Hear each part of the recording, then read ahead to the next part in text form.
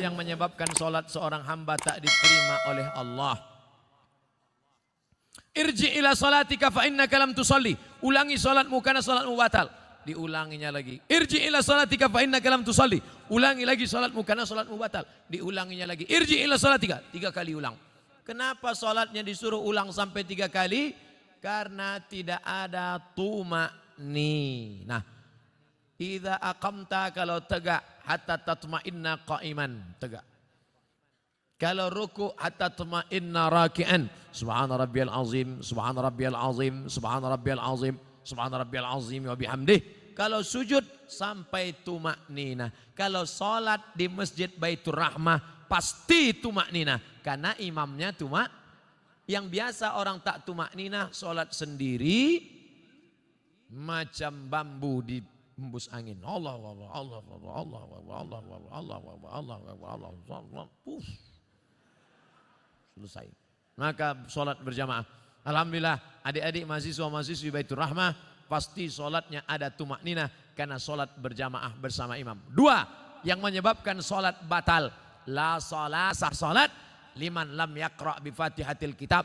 Fatihahnya tak betul. Fatihah rukun sholat, luruskan. Bismillahirrahmanirrahim. Alhamdulillahi rabbil alamin. Ar-Rahmanir-Rahim. Maliki yaumiddin. Iyyaka na'budu wa iyyaka nasta'in. Ihdinas siratal mustaqim. Siratal ladzina an'amta 'alaihim ghairil maghdubi 'alaihim waladdallin. Amin. Betulkan Fatihah. Ngaji, Iqra. Ngaji Iqra. Seandainya tak ada ulama dari Minangkabau, mungkin saya tak pandai membaca Quran. Jadi Ustadz dulu ngaji sama siapa? Ulama-ulama Minangkabau yang mengajarkan mengaji. Alif di atas, alif di bawah, i alif depan, u, a, i, u. Di atas itu kan dari Minangkabau. Alif 2 di atas, an, alif 2 di bawah, in, alif 2 di depan, un, an, in, un. Yang tahu berarti udah tua. Anak-anak kini tidak tahu itulah. Apo guru mengaji nan kini bukan dari Minangkabau tapi dari Yogyakarta. Jenenge sopo? Kiai Haji As'ad Humam. A bataba batata batata batasa basaba.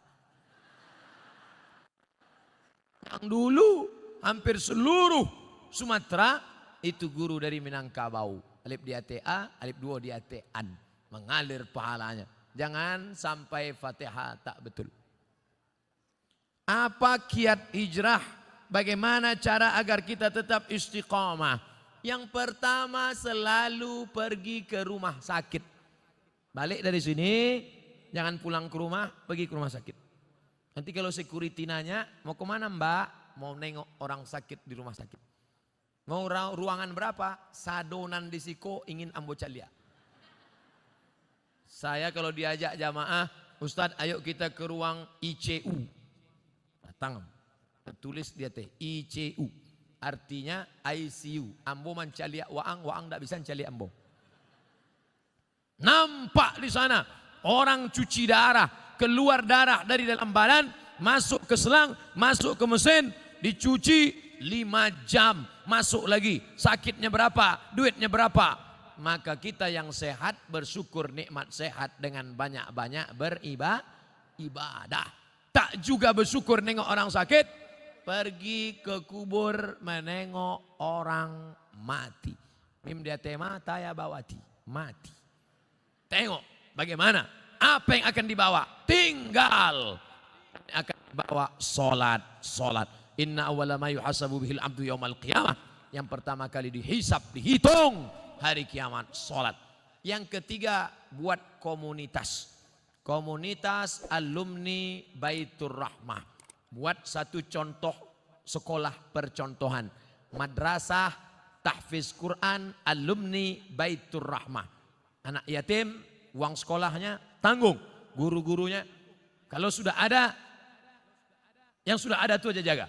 Alumni-alumni pulang dari sini, buat ikatan alumni, pergi. Cari mana sekolah. Pak Kepala Sekolah, ya. Berapa guru yang belum digaji? Berapa anak yatim yang belum bayar uang sekolah? Berapa kursi yang patah? berapa whiteboard yang rusak, berapa papan tulis yang bolong, berapa atap yang perlu diganti. Bapak mau ganti? Enggak, bertanya saya. Bantulah, itu yang akan membuat kita istiqomah insya Allah. Saya sebelum datang ke Kota Padang, kami tidak dari Payakumbuh. Padahal kalau dekat dari Pekanbaru dekat Payakumbuh. Tapi kami mutar ke Indragiri Hulu, masuk ke Kuantan Singingi. Kenapa? Karena menyalurkan dana untuk mendirikan madrasah ibtidaiyah di suku terasing di dalam hutan. Itulah yang akan menolong di hadapan Allah Subhanahu wa taala. Nah, jadi adik-adik, kawan-kawan, sahabat-sahabat, buat komunitas. Saya banyak ceramah ke tempat-tempat, bertemu dengan komunitas. Ustaz Somad, kami dari komunitas. Apa namanya? Komunitas Jombloan Sejati. Ustaz, kami dari komunitas. Apa namanya? Komunitas Pensiunan Perusahaan Minyak. Ini apa? Komunitas Mantan Tatu-Tatu. Isinya orang nan batatu saudara. Waduh, tatunya ular kobra.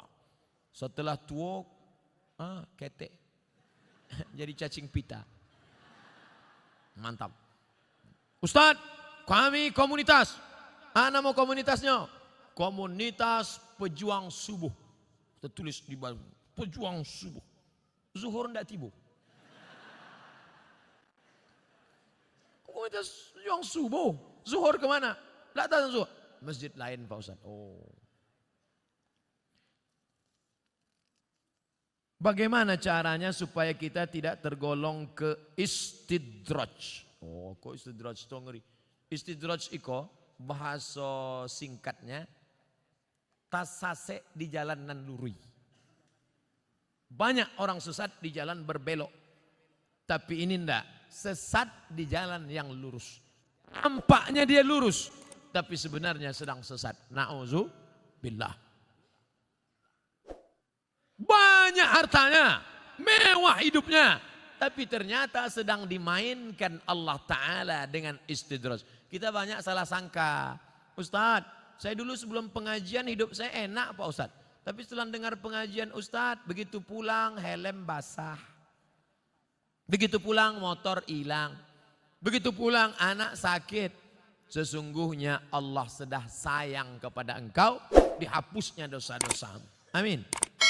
Yang paling mengerikan adalah sholat tak pernah, puasa tak pernah, sedekah tak pernah. Tapi hidupnya lancar-lancar saja. Itu namanya istidraj. Tetangga saya Pak Ustadz tak pakai jilbab, sholat tak pernah, puasa tak pernah, hidupnya lancar, rumahnya besar, mobilnya besar, bininya besar. Itu namanya istidraj.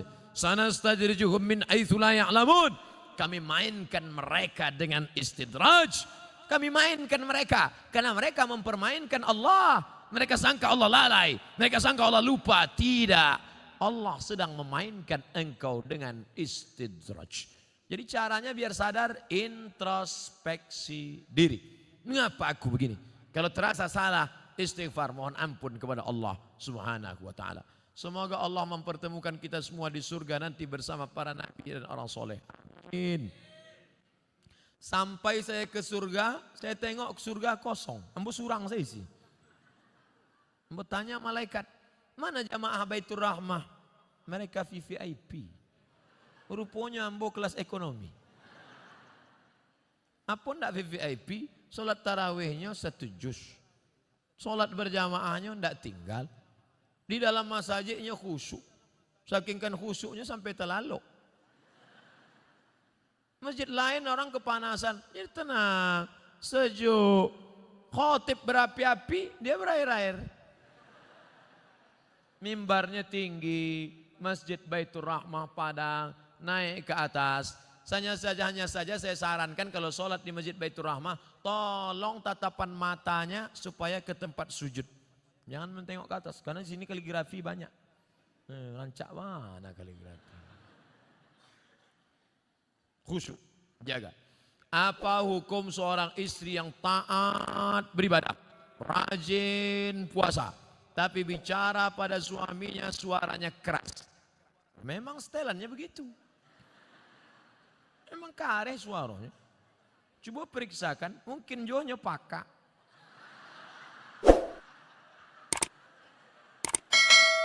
Mungkin ini orang gunung. Orang gunung suara keras. Beda sama orang Sunda. Kalau orang Sunda, Mas, hujan. Orang Sunda kalau ngasih tahu suaminya hujan, hujan. Lah basah kain baru. Tapi sampai lain enggak. Hujan, hujan, hujan, hujan. Nah, jadi jangan serta-merta kalau kareh melawan. Ternyata dia tidak peka, ternyata dia bukan orang gunung, tapi dia melawan. Maka mengatasi istri melawan ada 5 langkah. Yang pertama, fa'izuhun, kasih nasihat. Adinda, come here, sikos sebentar. Janganlah kareh-kareh bersuara. Sakit hati denai. Memang itu setelannya. Fa'izuhun, kasih nasihat tak sempat. Tak mempan kasih nasihat. Wahjuruhunna fil madaji. Kalau tidak berubah, apa boleh buat? Wahjuruhunna fil madaji, pisah tempat tidur. Karena kamu tak juga berubah, kita pisah tempat tidur sebulan. Memang itulah dan ditunggu-tunggu. Nasihat, tidak nyodanga. Ancaman pisah tempat tidur, malah dia berkata itu yang kutunggu. Nan ketiga, wadribuhun. Ada jenis perempuan dipukul baru dia berubah. Wadribuhun. Karena tak juga berubah, begitu mau ditempeleng, difotonya. Di-uploadnya ke Instagram. Teganya. Tak bisa. Pukul sekarang tak bisa. KDRT, kekerasan dalam rumah tangga. Tak juga bisa. Yang kelima, maka jatuh. Ada satu surat dalam Quran namanya tolak.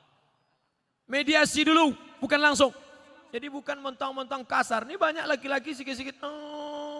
Talak 100. Enak aja. Ingat, laki-laki yang pemarah langsung lewat talak 100, talak 1000, jatuhnya 3. Kalau sudah jatuh talak 3, tidak bisa menikah sebelum istri itu menikah lagi dengan laki-laki lain. Dan jangan lupa, orang yang sudah menjatuhkan talak 3, tidak ada yang lebih cantik daripada Jelo. Apa itu Jelo? Jandolamu. Waspadalah. Maka hati-hati. Langkah yang keempat, fab'atsu hakaman min ahlihi wa hakaman min ahliha. Panggil keluarga laki-laki, panggil keluarga perempuan, nenek mama, panggil semua, panggil pula wali, duduk. Ini harus mediasi. Apa judul tema mediasinya? Mau dibawa kemana hubungan ini? Tak juga mempan, barulah yang kelima, itu langkah sudah mentok tak ada lagi, puncak barulah tolak. Karena kau tak juga berubah, kau melawan, kau emosi, akhirnya jatuh talak 1 pun masih bisa rujuk 3 bulan. Gimana? Sudah jatuh? Alah, macam itu 10 aku dapat. Bulan 1, gimana? Bulan kedua, 5 pun dapat. Mulai turun harga. Bulan terakhir, aku mau rujuk, masih bisa rujuk. Kalau sampai 3 bulan tidak rujuk, habis, putus. Setelah bulan keempat baru mau rujuk, bisa lagi rujuk, tapi pakai akad baru. Mempelai laki-laki, mempelai perempuan, ada mahar, ada ijab, ada qabul, ada wali, ada saksi 2 orang. Aku nikahkan engkau dengan anakku dengan mahar sebentuk cincin emas tunai sah. Itulah namanya pengantin baru stok lama.